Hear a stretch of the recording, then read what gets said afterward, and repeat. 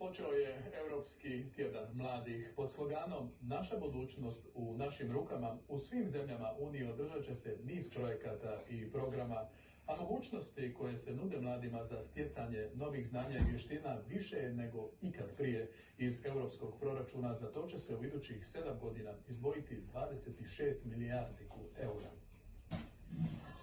Terenska nastava u sklopu likovnog u školskom vrtu uz gredicu jagoda koji su sami posadili. Ovi sedmaše ne boje se zaprljati ruke, a vrt im pomažu urediti volonteri iz 12 europskih zemalja.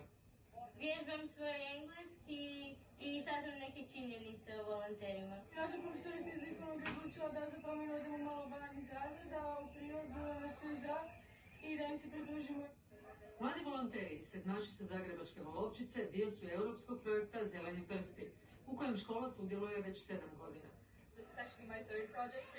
Ovo je već treći projekt na kojem surađujem s hrvatskom djecom. Odlično je raditi s njima.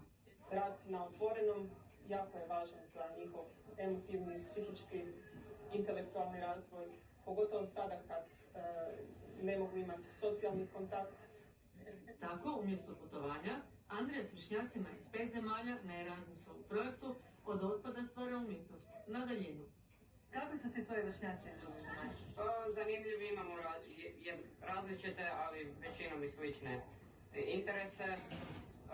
Zabavljamo se i dobro iskustvo.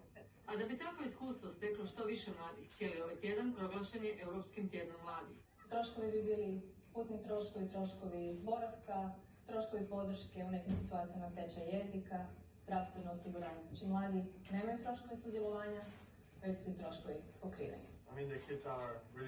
Djeca su odlična, ekipa volontera također, dolazimo iz 12 zemalja, odlično je to iskustvo.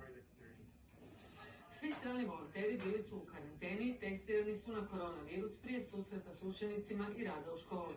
I jedni i drugi nadaju se uzvratnom posjetu kad se otvore granice u cijeloj Europi.